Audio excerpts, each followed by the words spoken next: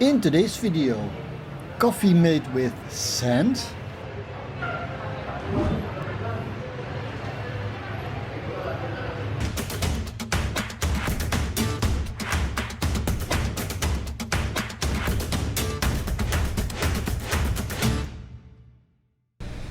okay, struggling with the cable here. There we go. I am in the heart of Jakarta, almost in Chinatown. The street behind me is empty because they are working on the MRT here. Today I'm going to find some food. So let's hit the crowd because it's really busy here. We're going to walk here, I think. Ponjaran Tea House. Yes, we are going to take the sidewalk here. All kinds of Indonesian Chinese foods. We are heading down this street on the way to the side street with all the food stalls, which isn't far from the main road, which just mostly passed by and forgotten about it. Chinese New Year is coming up in, I think, a few weeks' time. So they are selling all kinds of stuff here.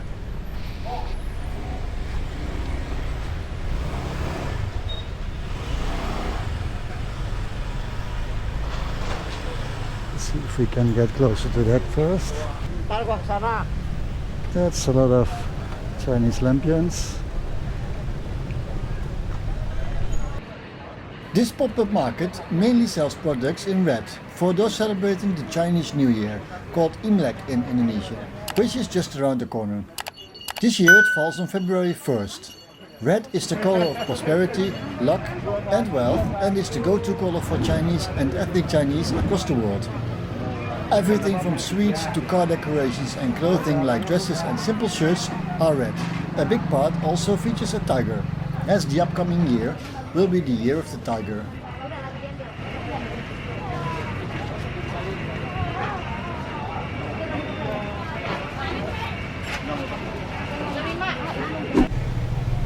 That was the market.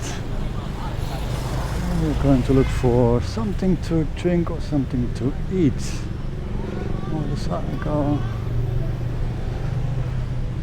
A little bit busy here, but that doesn't really matter.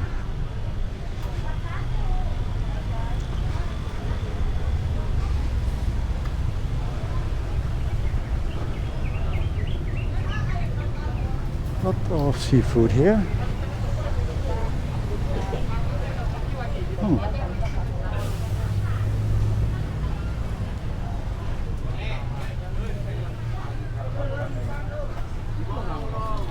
Fresh cashews, ooh, with almonds. It used to be a complete food street. Now it's only half. Let's have a look.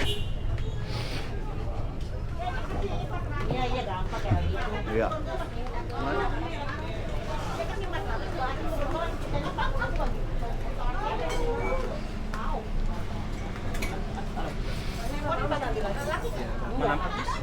Nggak bawa tali karet lagi nih saya.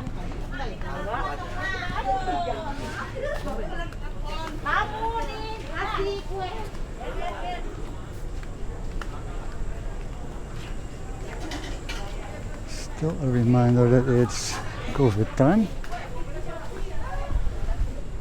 So not everything is open.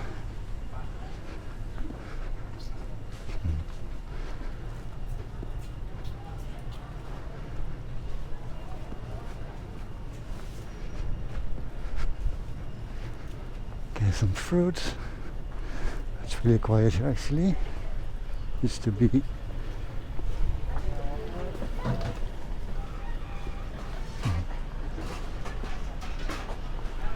way more busy.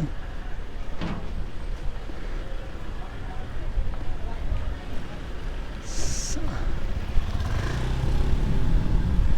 think we have to continue walking.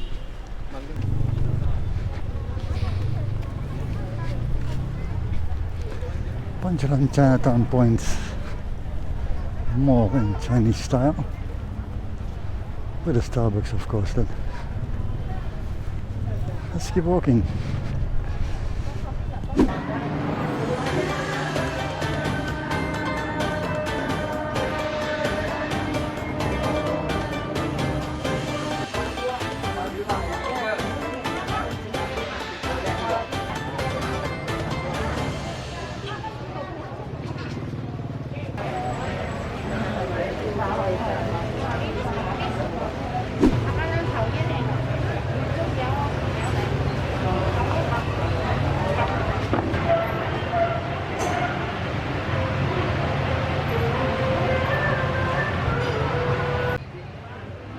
Tucked away in an alley just wide enough to allow for motorcycles to pass is Djauw Coffee. This small shop sells just a few types of coffee and some food options. Because its menu is limited, quality is almost guaranteed, right? Let's check out if this is indeed the case. Once the coffee is boiling, it's poured into a filter drip. As I ordered an iced coffee, the ice will be added later. It was just too warm to have a hot coffee, and I suppose waiting for the coffee to process is also a good time to have a short break.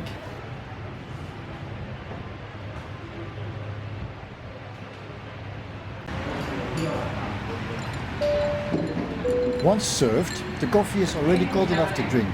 The condensed milk at the bottom doesn't really want to mix. I had to give it a good stir for the sweetness to blend with the rest of the coffee.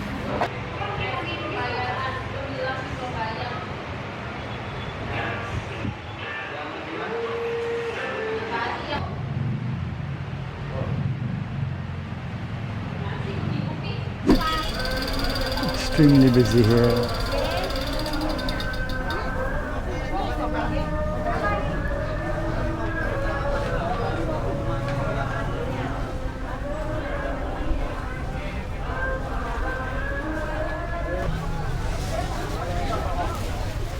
It's time to leave this extremely busy area and walk back to Pancoran Tea House that we saw briefly at the start of this video.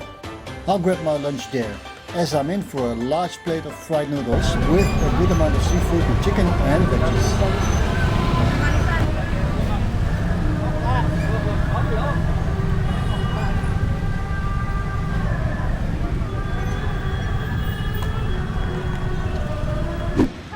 You can order from this menu disguised as an old newspaper. There's quite a few food and tea options, as it is a tea house after all, but outside of that there is a limited number of alternatives for drinks. This restaurant does not serve alcohol or pork, and food sold here is halal, to cater to a larger community. As this building was completely restored back in 2015, it has the old colonial atmosphere still hanging around, while being on a busy intersection of a main road in Jakarta. With construction works for the MRT right in front of it, the terrible noise of never-ending traffic has subsided somewhat, but it has been replaced with the sound of mainly stationary engines in traffic jams on the remaining thoroughfare. If you want to sit at a more quiet place, just sit indoors. There's also a second floor available as well here, but views are limited.